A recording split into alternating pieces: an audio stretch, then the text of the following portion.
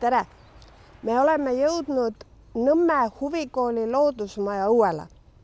Ja just nimelt õuele, sest loodusmaja juures on õu täpselt sama tähtis kui maja seestpoolt. Siin õue peal on päris palju põnevaid asju ja arvestades seda, et meil oli hiljuti koroona ja loodame, et kui tuleb siis ainult natukeseks veel, siis see õue kasutamine ja õues mängimine, õues õppimine on väga-väga tähtis. Meie õu on tilluke, aga siin on palju huvitavaid asju. Alustame sealt nurgast.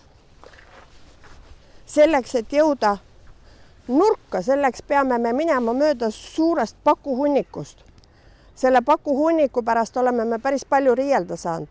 Et see on praht ja see tuleks ära koristada. Ma olen täiesti nõus, seepärast kui vaadata korralikke Nõmme aedasid, siis seal on ilusti lillepeenrad, lehtlad, ühesõnaga kõik on kaunis. See pakuhunnik on väga funktsionaalne. Siin lapsed ronivad. Siin ronivad need väiksemad, kes meil käivad, vahest lasteaialapsed, algklasside lapsed. Ja muide, see pakuhunnik juhatab väga hästi sisse selle maja olemuse. Et sa ei pea siin käima nööri mööda, sa ei pea siin olema puhas ja valges kleidis. Et sa võid teha kõiki selliseid asju. Aga siin pakuhunniku taga elab keegi.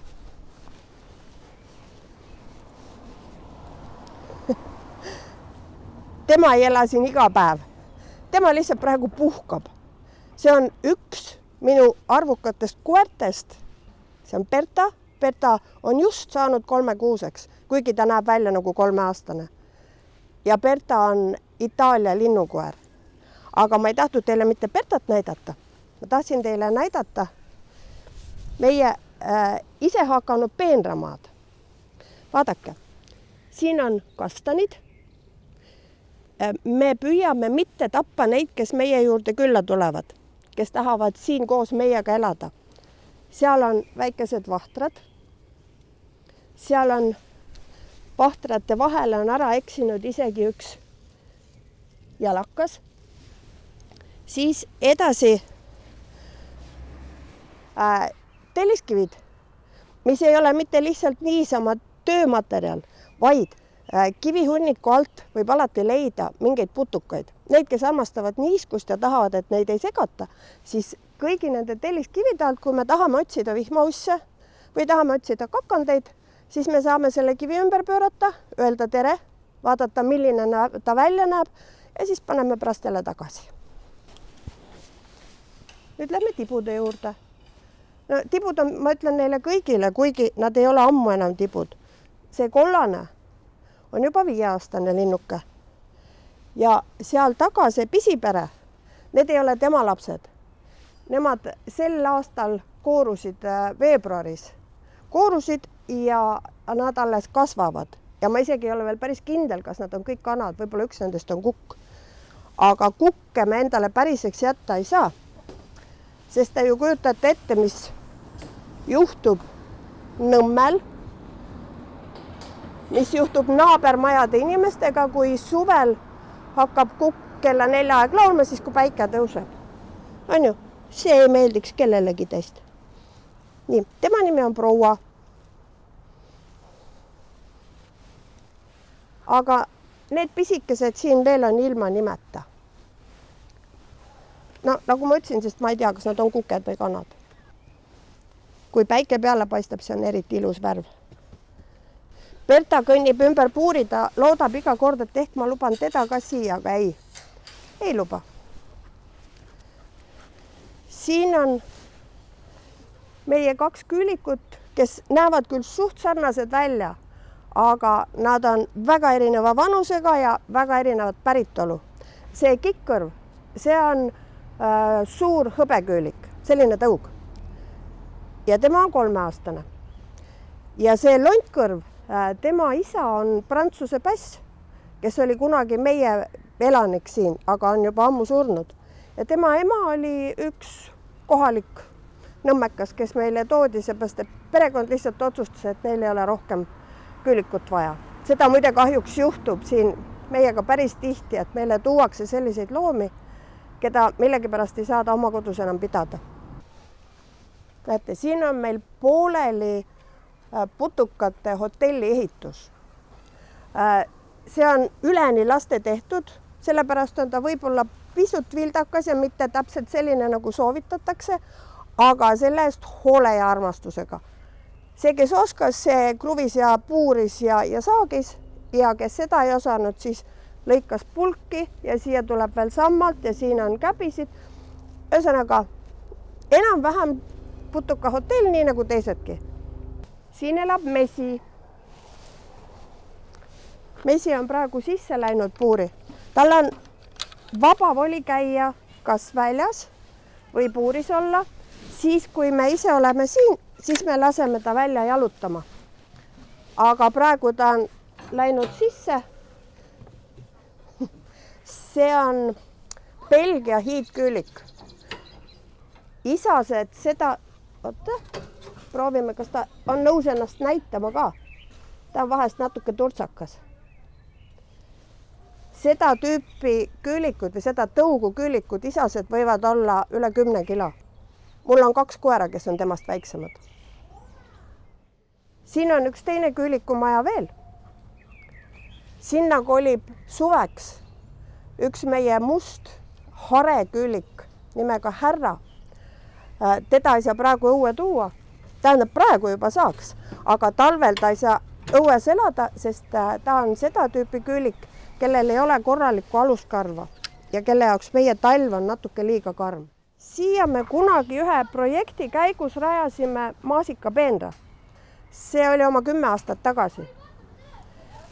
Kui nüüd vaadata, siis siin isegi mõned maasikad on alles. Suveks tuleb neid juurde ja kõlbavad süüa ka. Aga mis selles peenras erilist on see, et see peenar on rajatud nii, et ta on teokarbi kujuliselt telliskividest ehitatud ja sinna vahele on pandud põhku ja rohtu ja heina ja sellist kuiva materjali ja siis lõpuks muld peale. Nii, siin on lõkkekoht. See on õue süda. Ega ta ilmaasjate keskel ei ole. Laste jaoks on tähtis, mitte ainult laste jaoks, ka suurte inimeste jaoks on tähtis vesi ja tuli. Ja minu meelest inimene saigi inimeseks siis, kui ta hakkas tulega viisakalt ümber käima, kui ta oskas tuld enda kasuks pöörata. Tänapäeval on nii palju lapsi, kes ei ole päris elus tuld näinudki. Ja sellepärast on meil koht, kus me tohime tuld teha, kus kõik lapsed, kes tahavad, võivad õppida tikust tuld tõmbama ilma igasuguste lisavahenditeta, aga just nimelt tikust. Siis nad proovivad lõket teha. Vahest on nii, et kui on lõkke õppimine, siis on mitu lõket siin ümber selle koha ka. Sest igaüks ju tahab oma lõket teha. Aga see ei ole probleem, siin on liivapinnas. Siin ei juhtu mitte midagi. Ja loomulikult me valvame ka. Ja vesi. Alati peab käepärast olema vesi, kui sul on tegemist tulega. See ei ole iluvesi, see on tarbevesi. Tarbevesi tuleb ülevalt katuselt, siis kui taevas otsustab, et on vaja vett alla lasta. Ja seda kasutame loomade jootmiseks, seda kasutame suvel taimede kastmiseks ja üldiselt lastele meeldib siia sisse vahest ise ronida ja vahest midagi visata, et oleks pritsmeid. See on täiesti loomulik. See on meie üleüldine lemmik. Pruun harjas vöölane nimega Nufik. Ta on loomaaialoom. Ärge mõtelgegi, et keegi tahaks endale sellist koju võtta. Ta on pööraselt kiire, pööraselt kõvasti haiseb, kui ta tahab, sest et tal on näärmetest tuleb selline üsna karm vedelik ja ta kraabib. Ta kraabib päris kiiresti, päris suured augud ja teda ei saa hetkekski jätta ilma järelvalveta, sest muidu on ta võimeline siit poole tunni jooksul kaevab ennast nii sügavale, et meie teda enam kätte ei saa. Mis seal kätte saamist rääkida, me isegi ei näe teda enam. Tema on selle loodusmaja, võiks öelda vapiloom. Ta ei ole küll Eesti loom, ta ei ole isegi mitte meie oma, ta on loomaaia oma, aga samas tema on sündinud samal ajal, kui siia tekkis loodusmaja. Et see maja ise on siin väga vana, aga 18 aastat tegeldakse siin laste ja loomade ja loodusega. Ja Nufik on ka 18 aastat vana, juba kuukene üle. Tema samm on endiselt kärme, kuigi inimeste mõistes ta on 90-100 aastane tegelane juba. aga kui ta õue saab, siis ta haistmine on suurepärane. Ta toitub oma kodumaal kõigest sellest, mis ta maa seest leiab ja kõigest sellest, mis maa peal ringi liigub. Nii et kui tal on valida, siis ta sööb liha, linnupoegi, ussikesi, putukaid.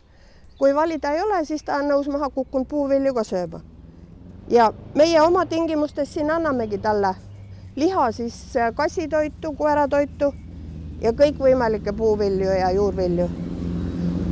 Aga kuna tal ei ole väga tugevaid hambaid, siis me peame talle toidu ära riivima. Mis ei tähenda muidugi seda, et kui tal on võimalik kedagi kätte saada, et ta siis ei saaks seda looma ära tapetud, sest tal on tohutu tugevad pikad küüned ja väga jõulised esijalad. Nendega ta kaevabki omal seal kodumaal urge, mis võivad ulatuda mitme meetri pikkusteks. Ja nüüd ta jookseb siin natuke värskes õhus. Harjasvöölane muide, kui tulla lähemale ja vaadata, kuidas tal siin selja peal need harjased turritavad, siis saab täpselt aru, miks tal selline nimi on. Oota, Nufik. Nii, ja selline on meie sisemine ilu. Õõrn ja roosa.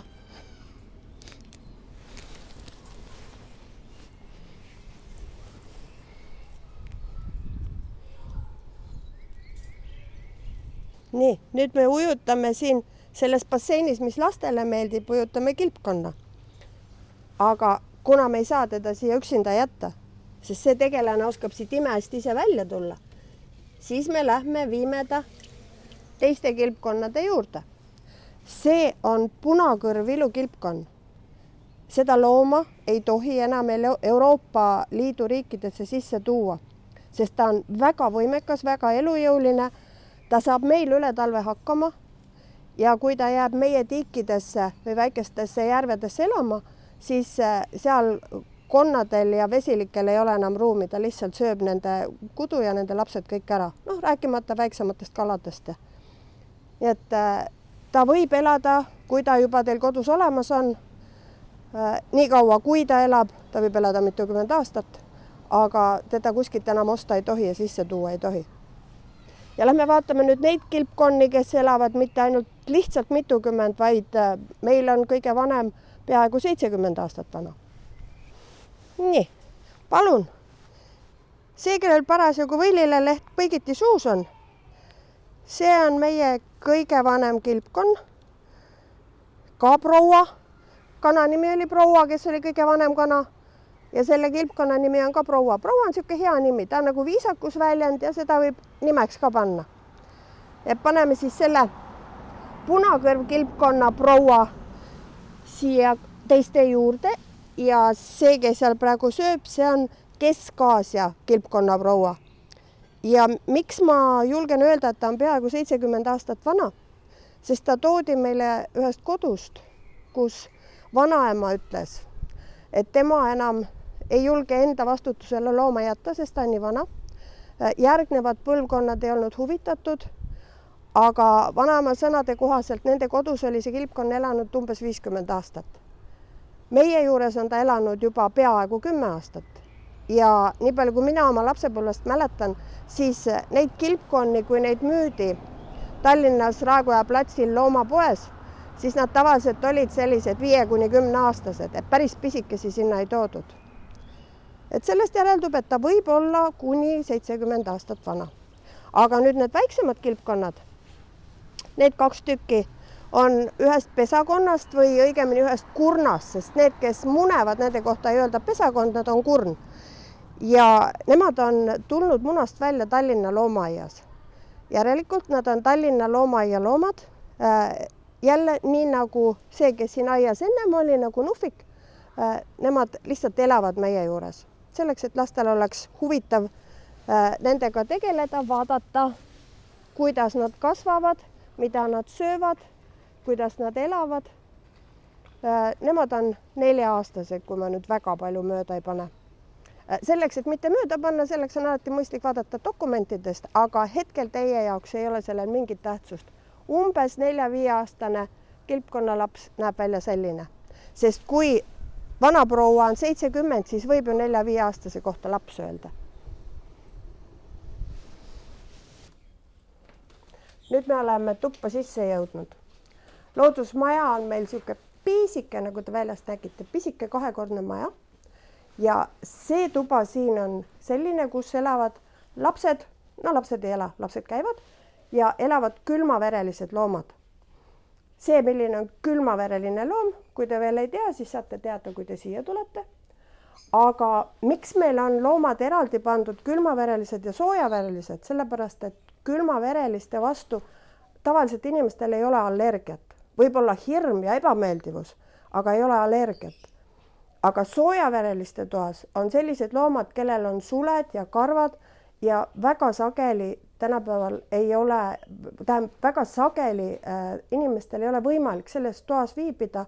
Nad hakkavad sügelema, aevastama, kuidas keegi. See on habeakaam. See on üks lihtsamini kodus peetavaid suuri sisalikke. Me püüamegi loodusmajas hoida selliseid loomi, keda oleks lihtne kodus pidada, et kui mõni inimene tahab väga endale ka, et siis ta näeb, kuidas selle looma olukord on, kuidas ta ka ümber käia, saab meie käest nõu küsida, midagi liiga eksootilist meil ei ole. Tema on päris nooruke, alles aastane poiss. Ja nüüd ma panen ta tema oma tuppa tagasi, sest külmaverelised tahavad kõik, et neil oleks kindla temperatuuriga tuba. Nagu näete, siin on soojenduslambid ja siis on päikesevalguse lamp. See on selleks, et nad tunneksid ennast hästi ja mugavalt. Inimesed tihti arvavad, et kilpkonna või sisalikku on nii lihtne pidada, sellepärast, et ta sööb vähe lihtsaid asju ja temaga ei ole probleemi, ta ei jookse ringi, temaga ei pea mängima, aga külmaverelisi on minu meelest palju raskem hoida kui soojaverelisi, sest nad on meist nii palju erinevad. Me ei saa tihtipeale aru, kui neil on ebamugav, me ei saa aru, mida nad tahavad. Nendega palju ettevaatlikum olema kui näiteks koera või kassiga. See on leopard gecko. Ka selline loom, keda päris paljud inimesed teavad ja kodus peavad. Näete, milline ilus paks saba tal on. See tähendab seda, et ta kõht on tükk aega täis olnud. Ta on ka sama vana kui loodusmaja, 18-aastane. Selle liigi jaoks on see kaunis erakordne. Nad tavaliselt kodus ei ela nii kaua. Looduses ei oska öelda, sest looduses enamasti süüakse nad lihtsalt ennem ära. Nii. Siis on siin palju teisi. Palju teisi, keda peaaegu kõiki võib katsuda, aga eriti ilus on vaadata kalu. Sellega vist on kõik nõus. Tihtipeale isegi meie maja lapsed, kes siin aastaid käivad, istuvad siin akvaariumi ees ja lihtsalt vaatavad, kuidas kalad ujuvad. Siin elavad koos 2 madu. Nad ei ole sõbrad. Külmavereliste kohta üldse väga harva võib öelda, et ta on kellegi sõber. Ta lihtsalt on harjunud sellega, et inimene teda välja võtab, harjunud sellega, kellega ta koos ühel territooriumil elab, aga ma ei arva, et see oleks suur sõprus. Muide, miks pärast ta minuga miks ta tahab olla inimese juures, miks ta on nõus minuga sõber olema, nii-öelda meie mõistes sõber, on sellepärast, et mina olen soe. Ma olen tunduvalt soem kui tema ja kui madu on tükk aega inimese peal, siis ta muutub ka palju aktiivsemaks, sest mõelge, toatemperatuur siin on umbes 22, tema puuris koos soojenduslambiga, no ütleme maksimum 26, aga mina olen kindlasti üle 36. Ja see soojus muudab teda energilisemaks ja kiiremaks. See on maisimadu, jälle üks kõige tavalisematest, lihtsamatest kodus peetavatest madudest. Aga see ei ole tavaline maisimao värv. Nad on enamasti sellised kergelt lapilised, pruunikad, beežikad. Nii nagu küülikutel ja näiteks merisigadel ja koertel on oma tõud, siis juba ka roomajatel hakkavad inimesed aretama erinevaid värvivariante, mida täiesti sisuliselt võib pidada tõugudeks. Nii. Selline kena loomake.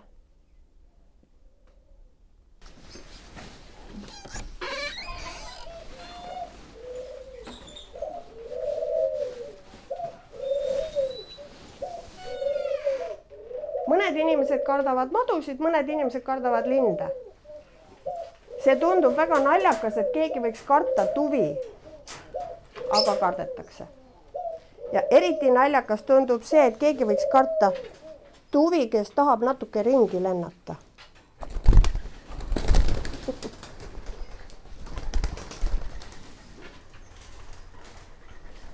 Meil on hea pikk lennutrass siin.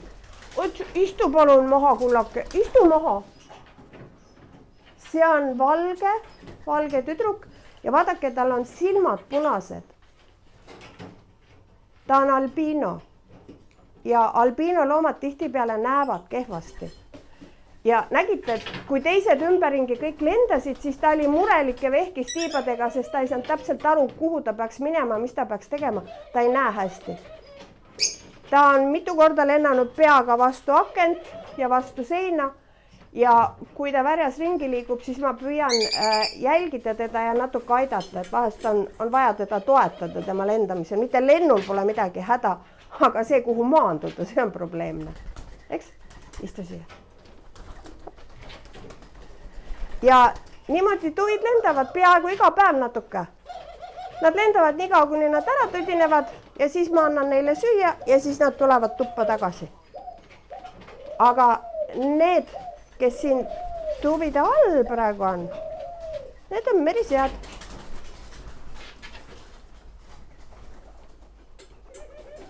Ei tundu merisea moodi, eks? Millegipärast on tal karvad ainult nina otsas. See on jälle inimese poolt aretatud. Millegipärast inimesele meeldivad sellised loomad, kes on inimesega ühtemoodi.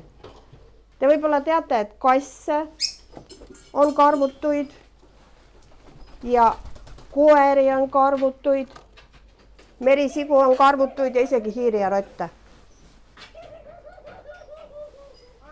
Tule. Opa. Joo. Tuvidega saavad meil peaaegu kõik kohalikud lapsed ilusti hakkama, sest tuvid on niivõrd usalduslikud. Näe, jälle. No maandu kuhugi, palun. Tuvid on niivõrd usalduslikud, et kui sa ei tee järske liigutusi ja kui sa oled igati tundud mõistlik ja rahulik, siis nad lubavad ennast kätte võtta, tulevad ise vabatahtlikult käe peale. Aga siin on nii palju loomi, et me ei jõua neid kõiki niikuinii vaadata. Lähme korraks teisele korrusele. Seal ei ole loomi, aga seal on midagi, mis on loomadest järgi jäänud. Nüüd me tulime üles. Siin neid loomi, kes ringi liiguvad, ei ole. Siin on need loomad, kes on kunagi ringi liikunud. Ma saan aru, on olemas Tallinnas loodusmuuseum, on olemas Tartus loodusmuuseum ja on palju muid kohti, kus on topiseid, kus väga hästi õpetatakse meie kohalikke loomi, aga natuke tahaks ikka lähemalt ka vaadata. Ja siin on võimalus siis meie pisemaid kiskjaid ja mõnda närilist näha. See on nii naljakas, et Eesti kõige suurem näriline on tunduvalt suurem kui päris paljud kiskjad. Ja see tegelane siin, te võib-olla saate aru, kes see on? See on Šaakali poiss. Ta on tulnud meile Läänemaalt, ta jäi auto alla, ikka juhtub. Aga huvitav on see, et nüüd me saame teda päris lähedalt näha. Siin on kährik. Kährikkoer on ka tegelikult meile sisse tulnud, õigemini inimese poolt toodud. Nii et need kaks tegelast paarsada aastat tagasi kumbki Eestis ei olnud. Ülejäänud on meie enda omad. Ja nüüd, kui lapsed siia majja tulevad, siis on neil võimalik mitte ainult neid topiseid vaadata ja nendest jutte kuulata, vaid nad saavad ka igasuguseid asju katsuda. nad saavad katsuda näiteks põdrasarvi.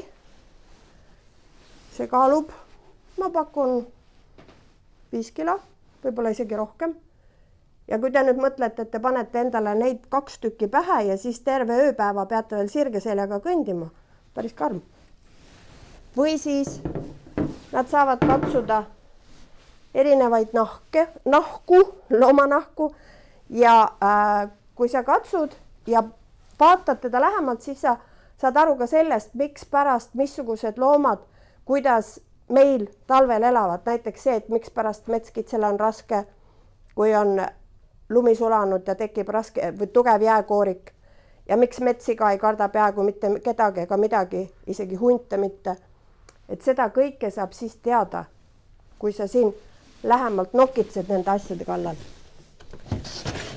Ja üks asi veel, mis mulle endale meeldib. Meil on päris korralik kogu erinevaid metskitsesarvi. Need karvased, need on sarved, mis on alles noored.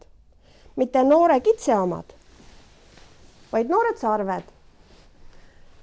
Sellega jääb hästi meelde, et metskitsed ja isased metskitsed, tähendab metskitsesokud, viskavad iga aasta oma sarved maha. Ja iga aasta hakkavad need sarved uuesti kasvama ja alguses ongi nad sellised karvased. Pärast kulub karv ära, see nühitakse vastu puid ja siis jäävad sellised ilusad sarved järgi. Ja need kukuvad maha siis, kui neid enam vaja ei ole. Niimoodi. Ja talvel hakatakse jälle uusi kasvatama. Siin majas on nii palju asju. Nendest ei jõua kõigist rääkida. Ja kui teil on huvi selle maja vastu, tahate teada saada, kuidas siia huviringi tulla või kuidas oma kooli õpilastega siia sattuda, siis tuleb lihtsalt meiega ühendust võtta.